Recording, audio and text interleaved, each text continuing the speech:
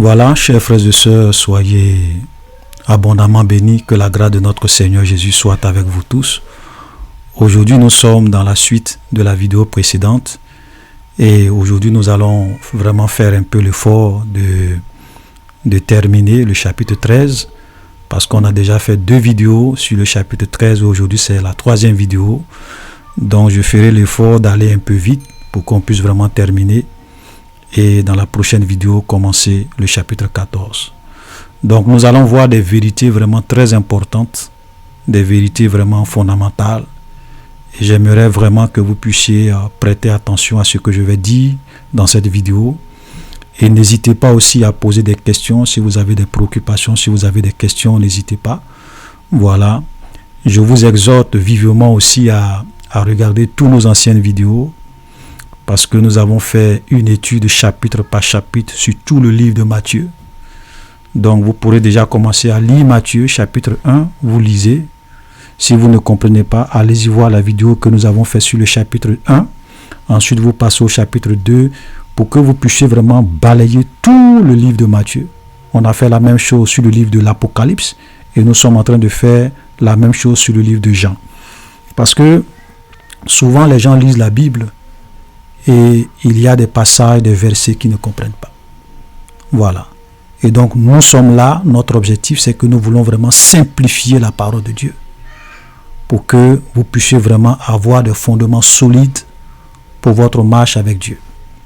Il y a un frère qui m'avait posé une question, il dit c'est quoi la doctrine de Jésus?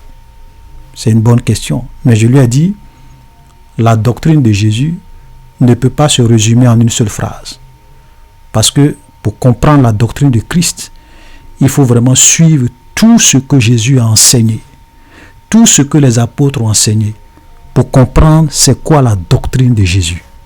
Donc on ne peut pas venir simplement dire aux gens, oui, voilà la doctrine de Jésus, point 1, point 2, point 3, non. Voilà. Parce que c'est ça, toute la vie chrétienne doit être basée sur la doctrine de Jésus. Donc sur les enseignements de Jésus, sur les fondements des apôtres. Donc il faut connaître la Bible.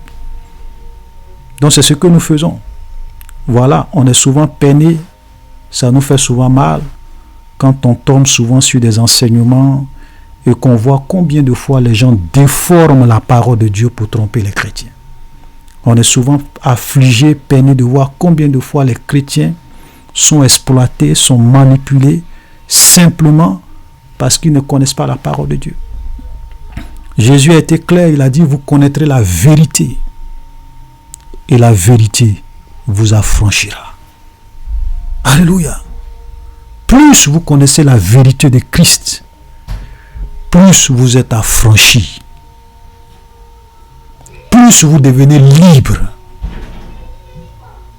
Alléluia. Donc nous vous exhortons à vraiment lire la parole de Dieu, à écouter toutes les études que nous avons faites, voilà, pour vous amener à comprendre la vérité. Amen. Voilà, donc vraiment c'est une exhortation. Voilà, donc faites l'effort, lisez toutes nos anciennes vidéos. Il y a beaucoup de choses qu'on a déjà parlé. Souvent même quand je fais certaines vidéos, c'est rien d'autre que une répétition. Voilà, comme la répétition est normale et c'est bien. Donc il y a beaucoup de vidéos que je fais qui sont déjà une répétition de certains enseignements que j'ai déjà donnés. Voilà. Donc, nous sommes dans le verset 17. Pardon, voilà le verset 17 de Jean chapitre 13. Si vous savez ces choses, dit Jésus, vous êtes heureux pourvu que vous les pratiquiez. Ce n'est pas de vous tous que je parle, je connais ceux que j'ai choisis, mais il faut que l'écriture s'accomplisse. Celui qui mange avec moi le pain a levé son talon contre moi. Donc là, nous voyons Jésus qui nous dit que si vous saviez ces choses, vous êtes heureux, pourvu que vous les pratiquiez. Donc, cela doit nous amener à réaliser que ce qui fait que Dieu est content de nous, Dieu se réjouit de nous, ce n'est pas le fait que nous écoutons seulement sa parole, mais c'est le fait que nous mettons en pratique sa parole. Nous mettons en pratique ses enseignements. Nous mettons en pratique tout ce qu'il nous dit. La Bible dit que ce ne sont pas ceux qui écoutent la loi qui sont justes devant Dieu ou qui sont justifiés devant Dieu. Mais ce sont ceux qui mettent en pratique qui sont justifiés devant Dieu. Donc Dieu n'est pas impressionné par le fait que tu lis ta Bible 1 heure chaque jour, 2 heures chaque jour. Dieu n'est pas impressionné par ça si tu ne mets pas en pratique ce que tu lis. Voilà. Donc l'obéissance est quelque chose d'important.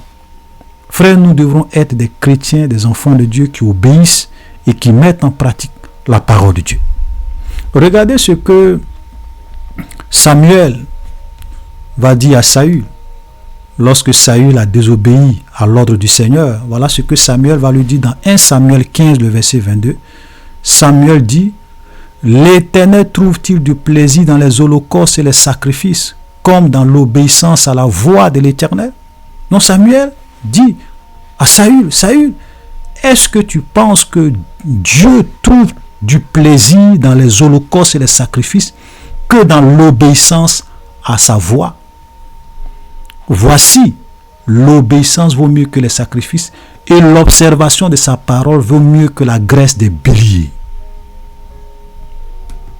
Souvent, nous les chrétiens, on pense que c'est le fait que c'est nos sacrifices qui impressionnent Dieu.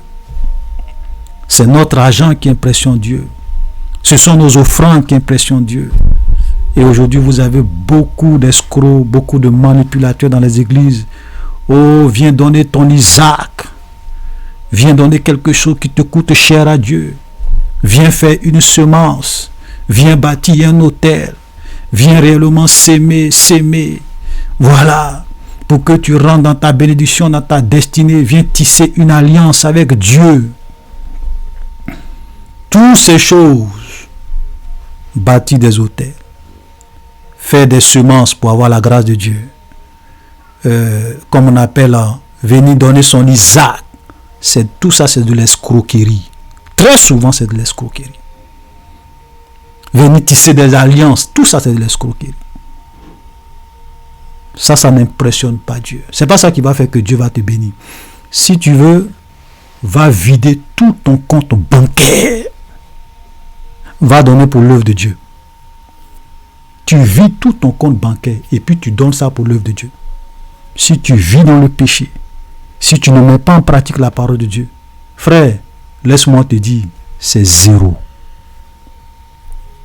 L'obéissance vaut mieux que les sacrifices et les holocaustes. L'obéissance vaut mieux que les sacrifices et les holocaustes. Alléluia. Frère, je vous en prie, arrêtez de vous faire exploiter, manipuler.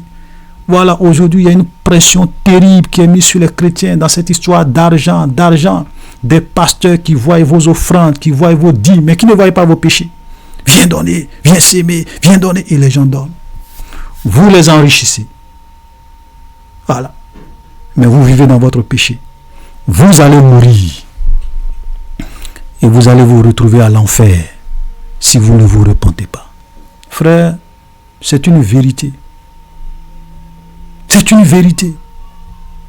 Donc Jésus dit à ses disciples, vous êtes heureux si vous saviez ces choses pourvu que vous les pratiquiez. Tout ce que Dieu veut de nous, c'est l'obéissance. Je l'ai une fois dit, Dieu n'est pas un mendiant. Dieu n'a besoin de personne. Dieu n'a pas besoin de ton argent. Dieu n'a pas besoin de ta fortune. Dieu n'a pas besoin de tes enveloppes. Tout ce que Dieu veut, c'est l'obéissance à sa parole. Si tu le fais avec un cœur pur, parce que quand tu fais des dons, je ne suis pas en train de dire qu'on ne doit pas offrir, c'est pas ce que je dis. Mais si tu le fais parce que ça provient d'un cœur pur, d'un cœur, d'une vie de sainteté, Dieu agrée. Mais si ça vient d'un cœur de péché, d'une vie de péché, Dieu ne va jamais agréer ça. Alléluia. Il y a un verset dans la Bible qui dit, tu n'apporteras pas dans la maison de l'Éternel le salaire d'une prostituée. Tu ne dois pas envoyer dans la maison de Dieu le salaire d'une prostituée. Ça veut dire que tu ne peux pas aller prendre l'argent de ta prostitution et venir donner ça à Dieu. Ou de ton vol, l'argent de tes détournements dans ton entreprise. Et puis venir donner ça comme offrande. Si tu veux, il faut aller construire toute l'église. Dieu ne va jamais accepter ce sacrifice. Frère, c'est une vérité. Alléluia. Donc je vous en prie, chers frères et sœurs, craignons Dieu. Dieu veut notre obéissance que les sacrifices. Souvent, beaucoup de chrétiens, vous les voyez jeûnent. Il y a d'autres qui font 2 semaines de jeûne, 3 jours de jeûne. Mais ils vivent dans le péché. Ça dit que pendant même que tu es en train de te jeûner comme cela, ta prière même ne dépasse même pas le mur. Ta prière même ne dépasse pas le toit de ta maison. Ça ne peut pas dépasser parce que tu pratiques le péché. Mais quelqu'un qui a un cœur pur, qui vient avec sincérité pour se repentir devant Dieu, pour abandonner ses péchés, pour demander pardon à Dieu, pour implorer la grâce du Seigneur, les éclus des cieux s'ouvrent et sa prière monte à Dieu. Alléluia. Donc soyons du nombre de ceux qui craignent Dieu, soyons du nombre de ceux qui obéissent à la parole de Dieu. Verset 18. Ce n'est pas vous tous que je parle. Je connais ceux que j'ai choisis, mais il faut que l'écriture s'accomplisse. Celui qui mange avec moi le pain a levé son talon contre moi. Et là, Jésus est en train de parler un peu de Judas qui allait le trahir. Judas qui allait vraiment livrer son maître à cause de l'amour de l'argent. Voilà. Beaucoup de pasteurs aujourd'hui ont abandonné Dieu, ont abandonné la vérité à cause de l'amour de l'argent. Il y a des pasteurs qui ont bien commencé leur ministère, mais à cause de l'amour de l'argent, parce qu'ils voulaient avoir de grosses voitures, avoir des jets privés, avoir beaucoup de fidèles, avoir beaucoup d'offrandes et de dîmes, voilà, ils ont trahi leur maître. Comme Judas, ils ont trahi Jésus. Ils ont été appelés, ils ont été choisis, mais ils ont trahi la lutte. Et j'aimerais aussi faire comprendre à ceux souvent qui aiment parler de la prédestination. Jésus avait choisi Judas. Ce n'est pas le diable qui a choisi Judas, c'est Jésus qui a choisi Judas. Mais Judas a perdu le salut. Judas a perdu la foi. Donc nous devrons faire attention. Quand souvent les gens veulent nous faire croire que il y a des gens qui sont prédestinés à aller au paradis. Peu importe la vie qu'ils mènent, ils ont accepté Jésus ou bien le salut est éternel. Voilà, il y a la doctrine du salut éternel, il y a la doctrine de la prédestination. Des choses que les gens ne comprennent pas.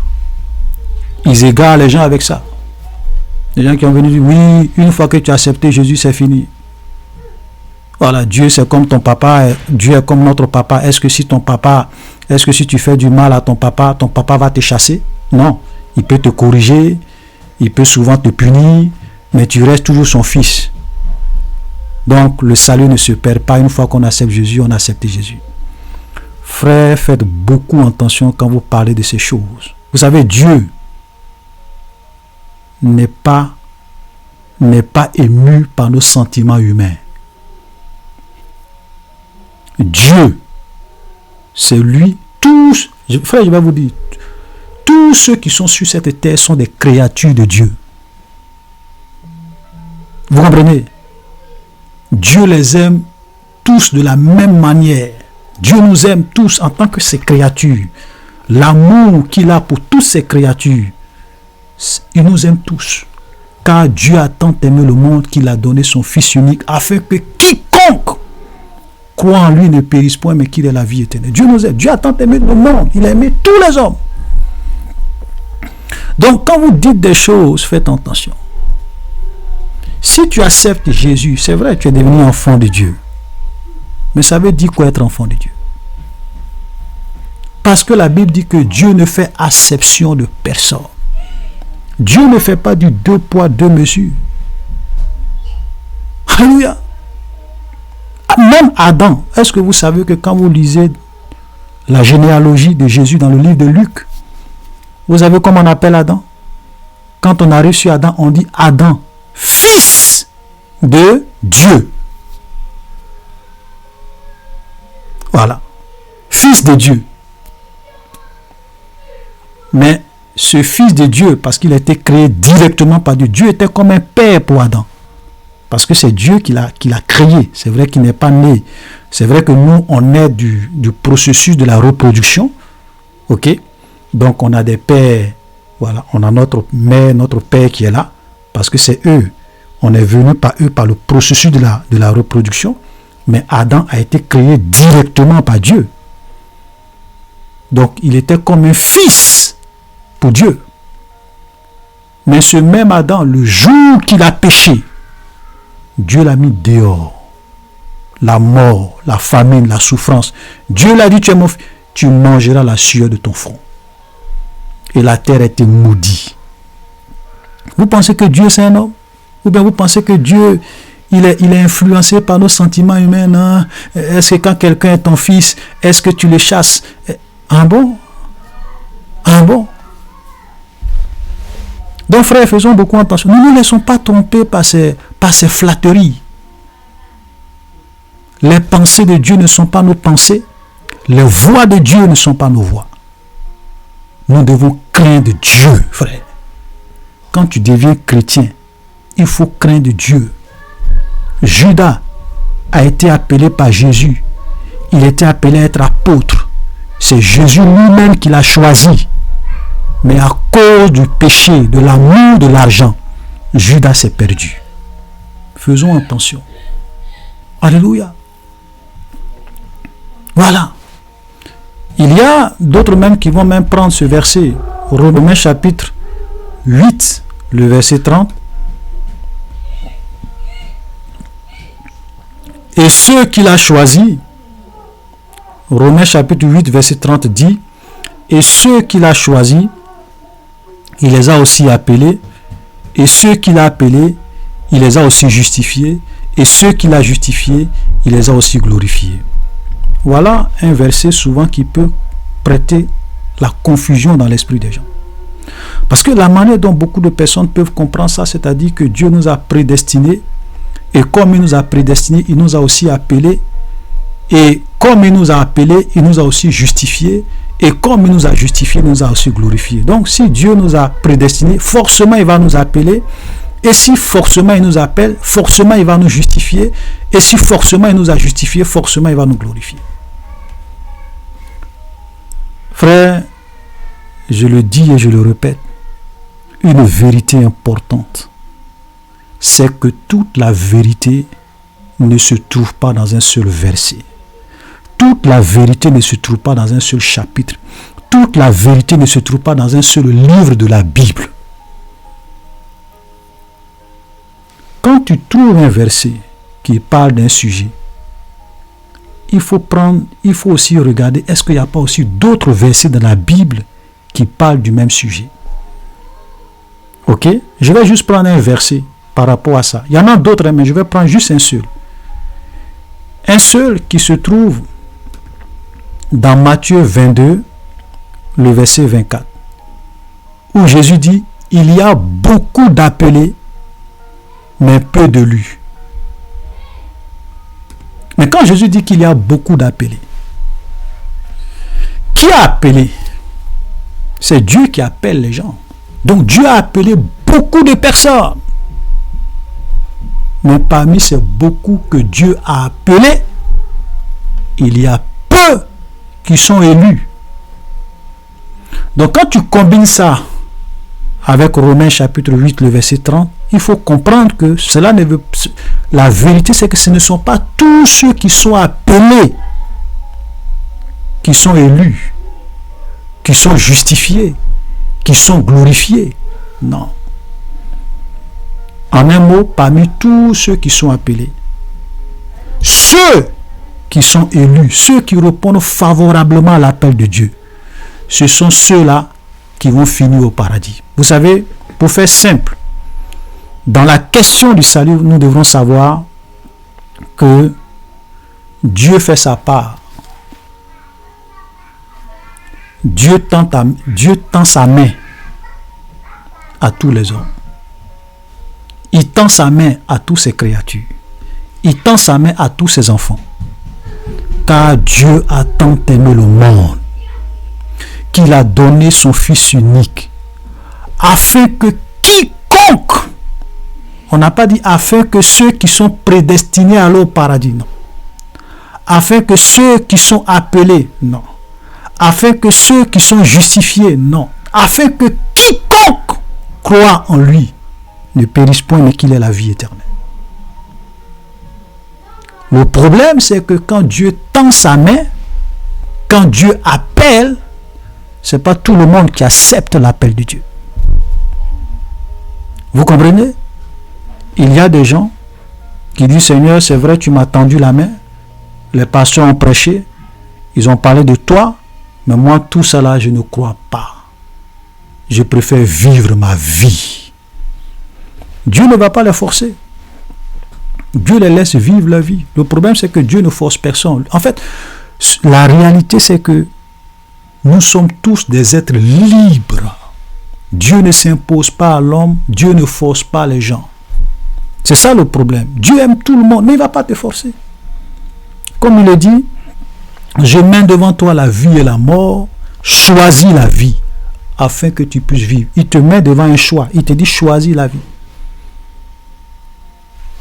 Maintenant, si tu veux, tu choisis la vie, si tu veux, tu choisis la mort. Malheureusement, les hommes préfèrent choisir la mort. En un mot, les hommes préfèrent choisir le péché. Vivre dans le plaisir, dans le péché, parce que la Bible dit que le salaire du péché, c'est la mort. Donc, il y a des gens qui préfèrent choisir la mort en choisissant le péché. Voilà la vérité. Donc, nous devons faire beaucoup attention. Voilà. Ce n'est pas la peine de souvent prendre des versets et souvent comprendre ça mal. Je sais qu'il y a des gens souvent qui sont sincères, quand ils parlent de la prédestination, ce n'est pas qu'ils font exprès. Voilà. Mais sauf qu'ils se trompent. Voilà. Ils comprennent mal. Dieu nous met devant un choix. Et c'est ceux qui choisissent, voilà, qui sont réellement élus, qui sont réellement sauvés. Donc la prédestination, Dieu nous a prédestinés. Dieu nous a prédestinés à quoi? Parce que souvent on parle de la prédestination, on ne comprend pas. Dieu nous a prédestinés à quoi? Le verset 29 le dit, Romains chapitre 8, le verset 29. Ceux qu'il a connus d'avance, il les a aussi prédestinés. Prédestinés à quoi? À être semblables à l'image de son Fils. Voilà ce à quoi Dieu nous a prédestinés. À être un jour à l'image de son Fils. À être un jour à l'image de Jésus. La prédestination n'est rien d'autre qu'une destination avant l'heure. Je vais à l'aéroport, je prends mon ticket pour me rendre aux États-Unis. À partir du moment où j'ai mon ticket, je suis prédestiné à être aux États-Unis. Mais en cours de route, je peux changer de route. Ou bien même avant même que l'avion ne décolle, je peux changer de destination. Mais pourtant, Dieu m'avait prédestiné à aller aux États-Unis. Mais moi-même, je peux décider d'aller en France, d'aller en Chine. Je peux décider. Dieu ne va pas me forcer. Alléluia. Donc il faut comprendre ça. Nous sommes des êtres libres. Le diable a péché. Dieu l'a chassé. Et il va finir à l'enfer. Adam, qui était fils de Dieu, quelqu'un qui a été créé directement par Dieu, il a péché.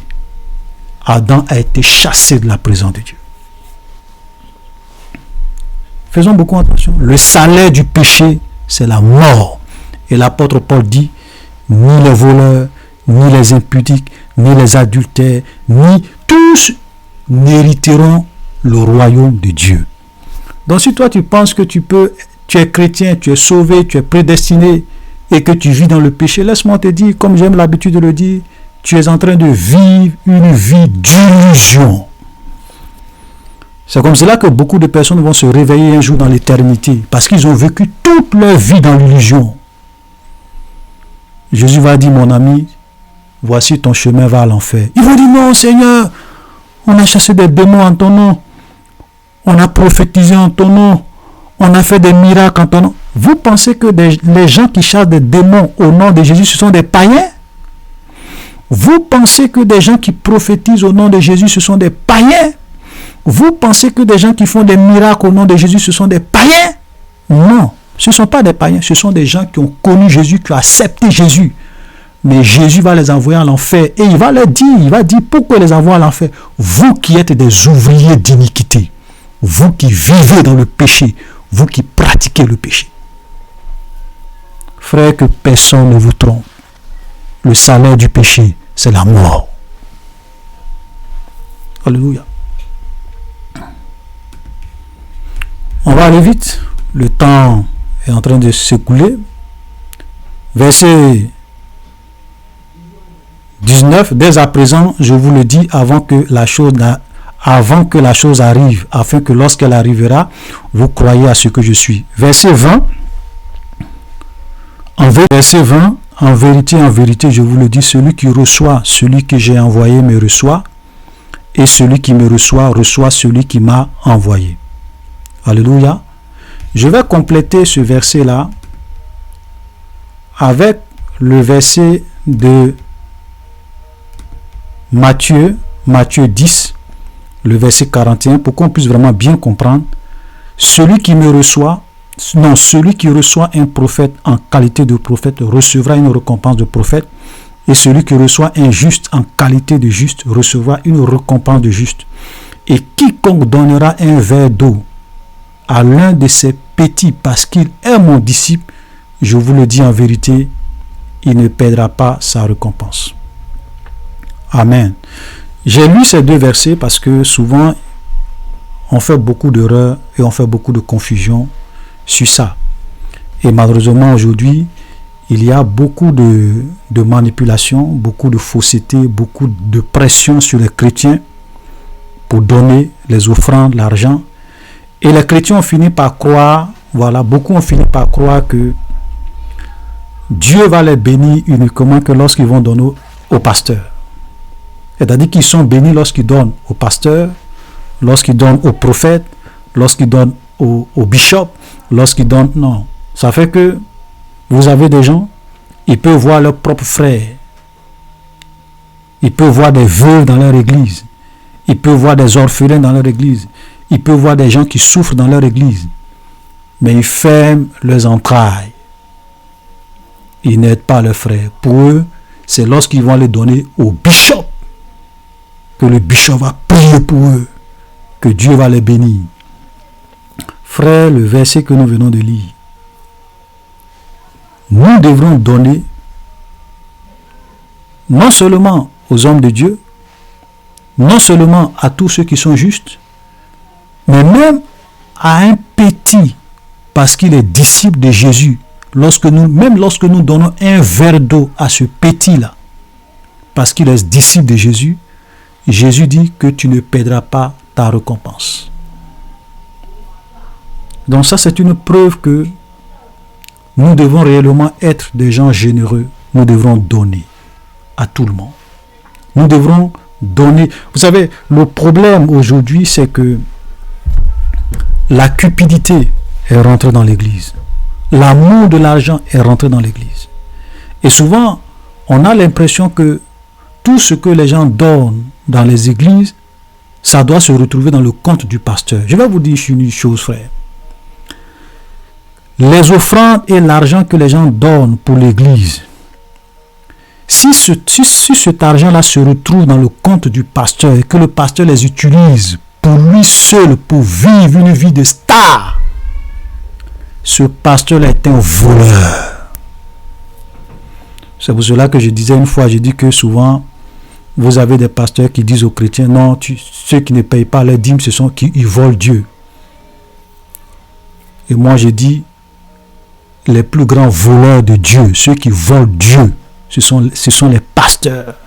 Je n'ai pas dit tous les pasteurs, parce que vous avez des vrais hommes de Dieu. Moi, je n'aime pas faire la confusion. Vous avez des vrais pasteurs qu'on doit soutenir.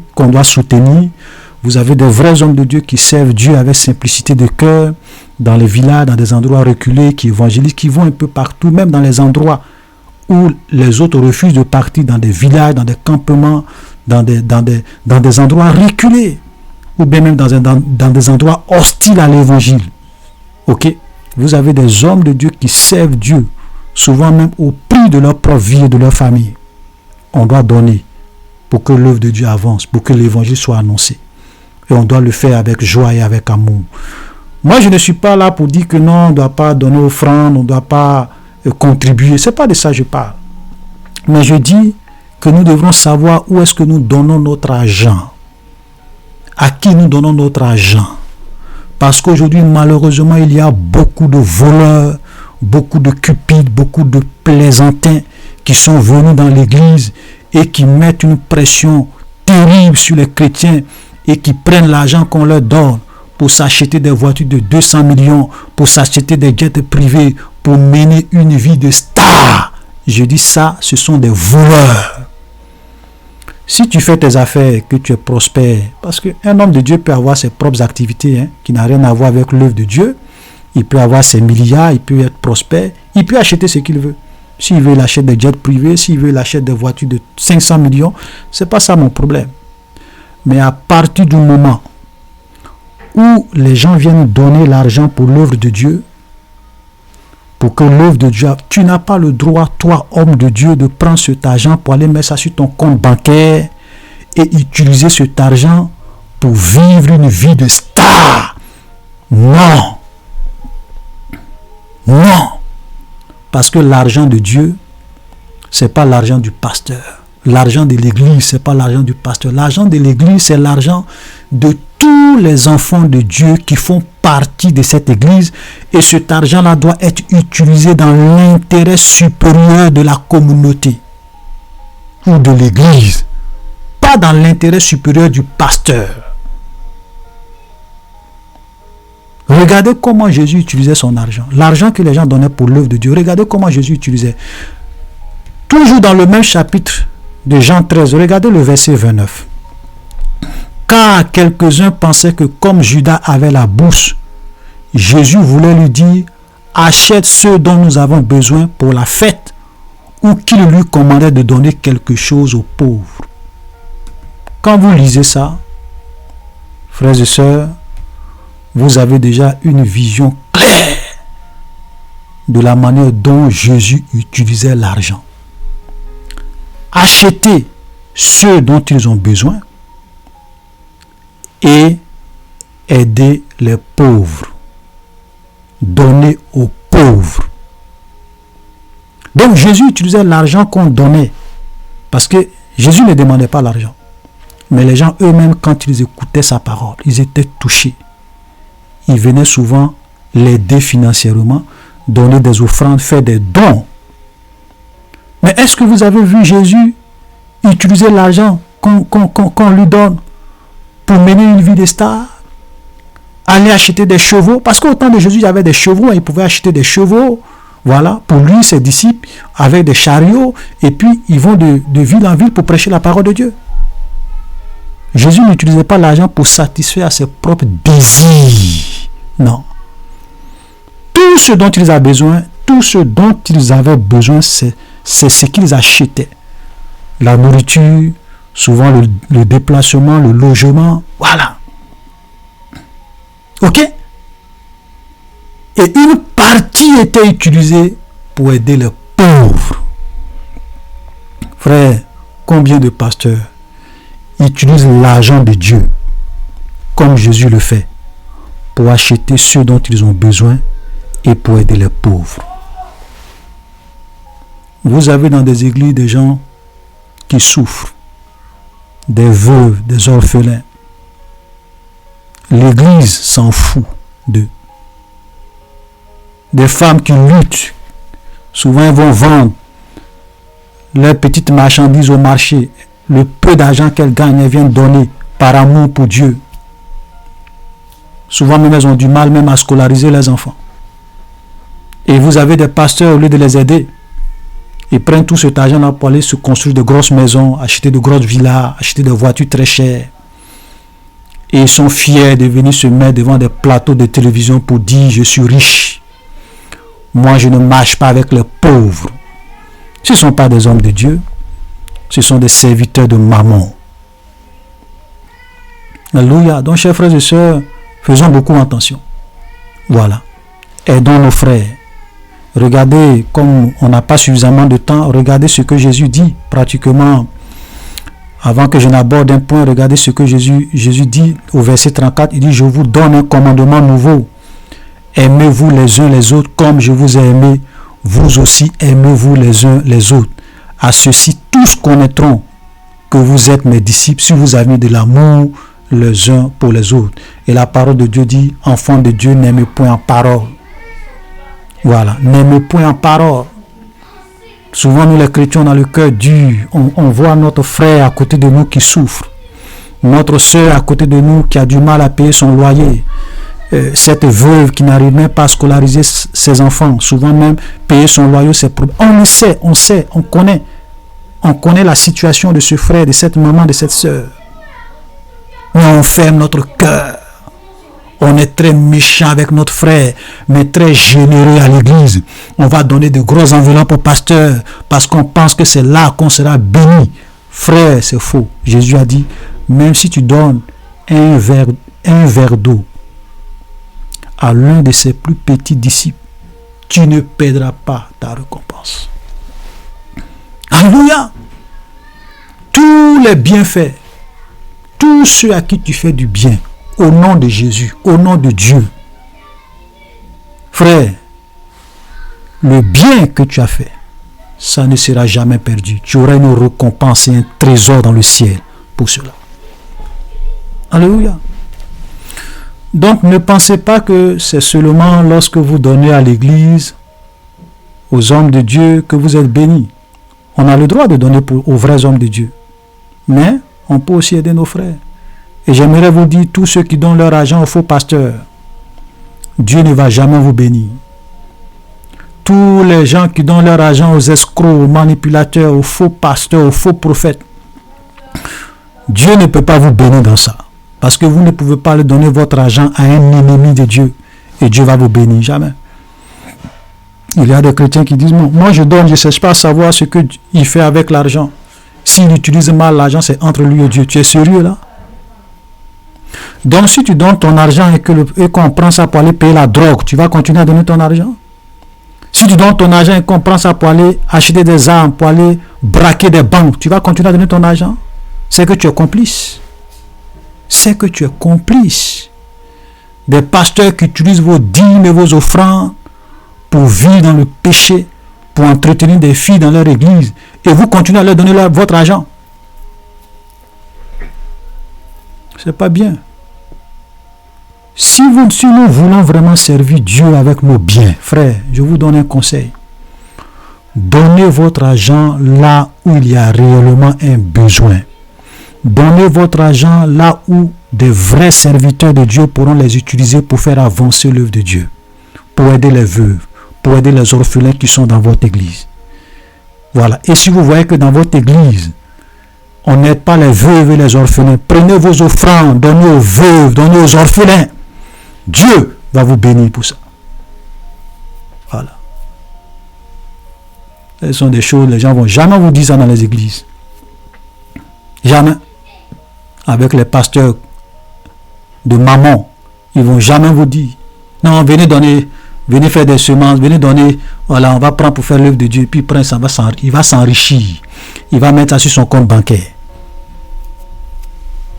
Faisons beaucoup attention.